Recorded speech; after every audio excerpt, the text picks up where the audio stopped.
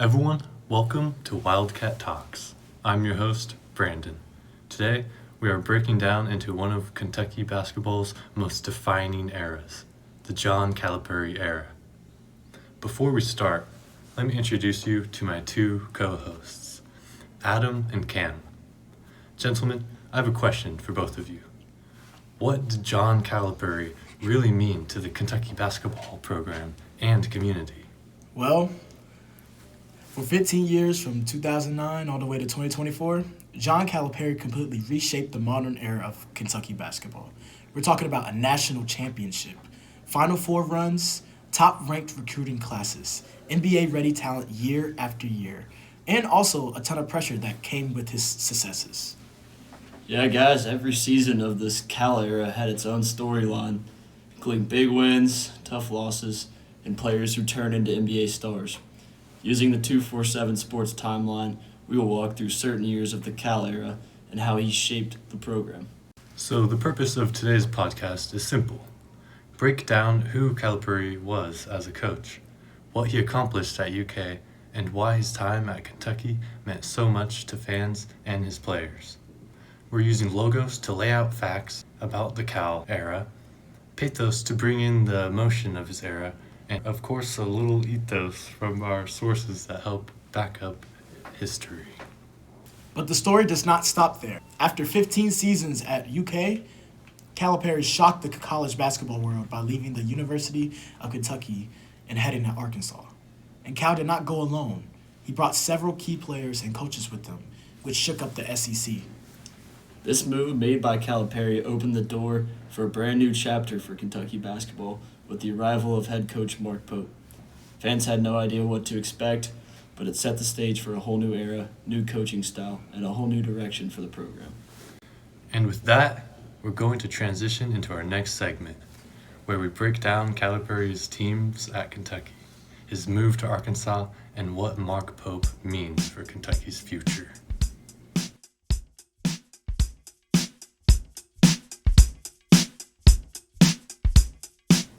For 15 years, John Calipari defined Kentucky basketball.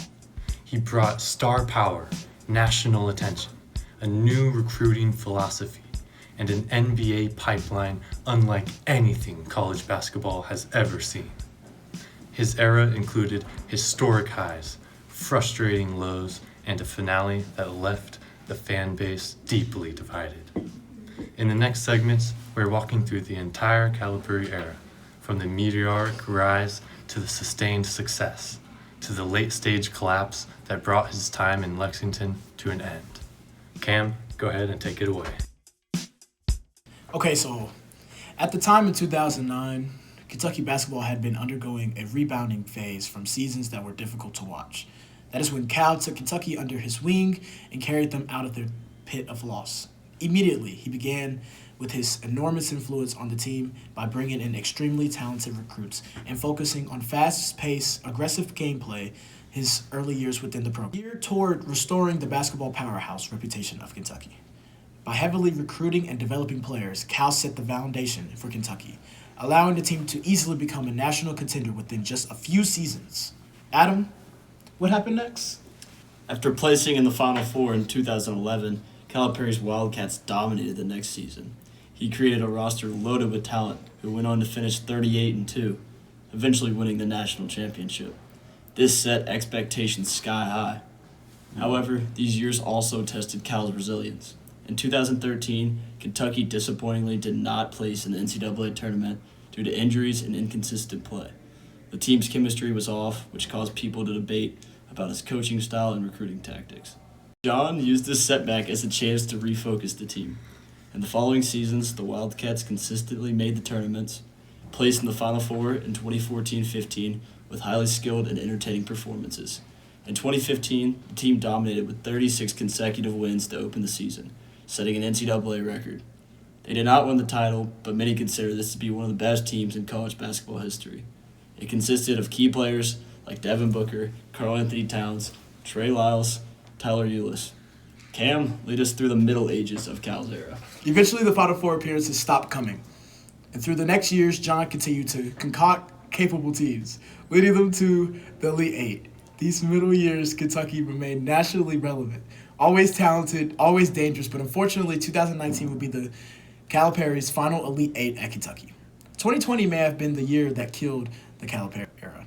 The team was playing well until March, containing SEC Player of the Year Emmanuel Quickly, but tragically, the NCAA tournament was canceled due to COVID. We'll never know what that team might have done. Yeah, that team was great, guys. Manuel Quickly, Tyrese Maxey, Ashton Hagans, all those boys. Anyway, what followed was the worst season of Cal's era. It was the first sign that the Calamari Magic was not working like it used to. Next, Kentucky consistently faced first-round losses. These early exits were absolutely devastating to the Wildcat fan base. At this point, the writing was on the wall. Pressure from fans and boosters reached a breaking point. Yep. And in April of 2024, after 15 seasons, John Calipari left Kentucky. His era closed with one national championship, 4 Final Four runs, and a staggering number of NBA players, ending with a frustrating stretch of postseason failures, causing him to go to Arkansas, and for us Kentucky fans to get Mark Pope in return.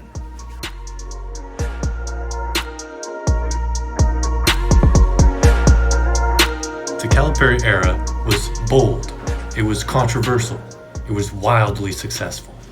Until suddenly, it wasn't. Few coaches have ever reshaped a program or a sport as dramatically as he did. And whether he's remembered for the highs or the lows, his impact on Kentucky will be felt for decades.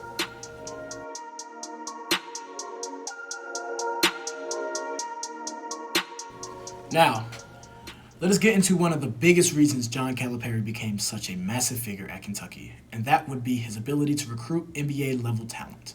When Cal came in, he didn't just recruit good college players. He recruited future professionals, players who had hunger and obsession for the game, the players who wanted it badly, more than they can live.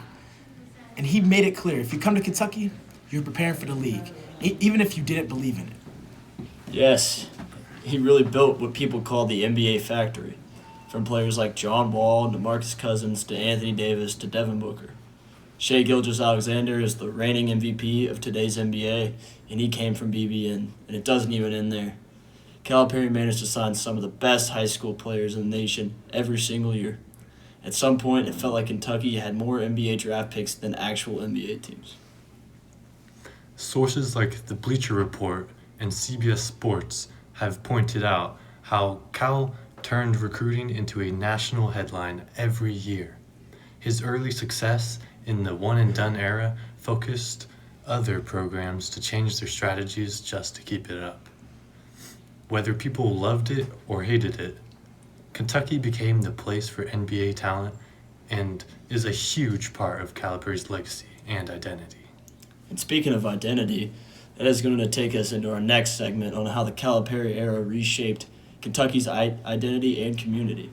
So now that we've talked about Calipari's recruiting and his NBA pipeline, we have to look at the bigger picture. Because of his impact, went way beyond wins, losses, and draft picks. He reshaped Kentucky's identity as a basketball program and as a fan base.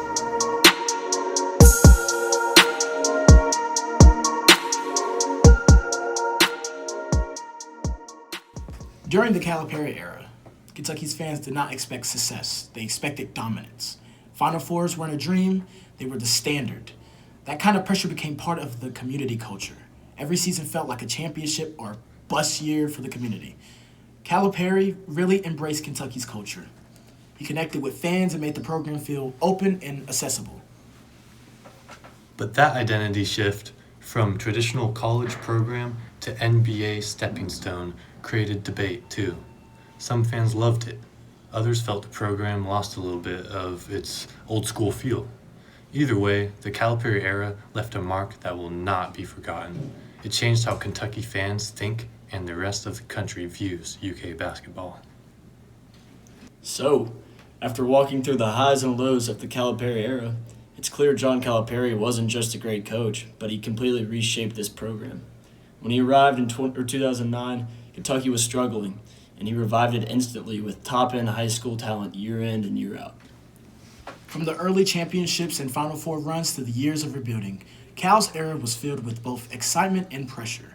He didn't just win games at Kentucky. Cal built an NBA pipeline. John Wall, Anthony Davis, Devin Booker, Karl Anthony Towns, SGA. This list goes on and on. That NBA factory reputation became a huge part of what Kentucky basketball was for 15 years. And beyond the wins and draft picks, he changed the culture. The fan base expected success and dominance every single year. Kentucky basketball became louder, bigger, and more national than ever before. And even if people disagreed with the way Cal coached, you could still not deny his success at Kentucky. Now, as Kentucky moves into the Mark Pope era of Kentucky basketball, we're looking at a program that has forever been shaped for the 15 years of Calipari. His legacy, whether good, bad, debated, or unforgettable, it still defines what Kentucky basketball is today. So, as we wrap up, one thing is clear. John Calipari's era at Kentucky wasn't just a chapter in Kentucky history. It was a turning point. And whether fans loved him or hated him, he produced a great product, and that cannot be taken away from him.